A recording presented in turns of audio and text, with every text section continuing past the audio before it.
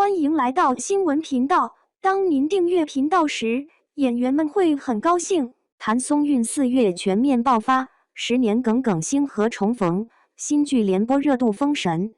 今年《我的山与海》收视和热度的双双大爆，彻底坐实了谭松韵出手必属精品这8个大字。或许是吃到了红利，这几年就又接二连三的炒了好几波所谓的情怀。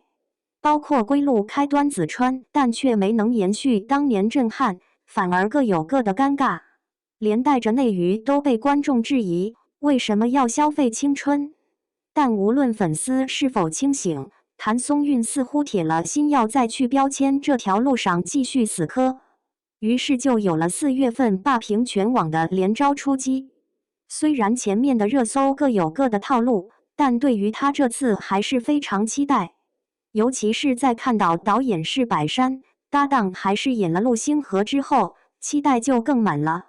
但此时的心也只不过是放下了50%，直到我把正片都看了，才彻底跪了。谭松韵这次是真的又封神了。不知道你们看好演员最在意什么？反正我最看重的就是真，那是一种能让人看一眼就能秒忘记他是明星的魔力。我的山与海做到了这点。脸颊很干瘪，但是充满苦相气的素颜，独属于底层女工的黑油污。特写镜头里冻得通红的长满老茧的手指，昏暗的煤油灯，饱和度极高的方言哭腔，还有流水线上脏兮兮的工装裤，每一秒都像是活生生在受罪。这种真实到有些残忍的画面，代入感瞬间拉满。然后再来说说现场。剧里方婉之、谭松韵是一出场就是地狱开局，蜷缩在破土房里，借着一盏破油灯，翻着一本旧字典。可手上的痛却突然转了过来，在深圳厂里踩缝纫机时，针扎破了手指，血混着黑泥往下滴。他没哭没喊停，只是在脏裤子上随便一抹就继续干活。这场戏以他真实的发抖为核心，讲他的惨痛命运，让观众看着他如何挣扎，是妥妥的下沉戏。虽然看着疼，但真的不好演，过了就显得矫情浮夸，情绪不到观众又没办法 get 到那种酸涩。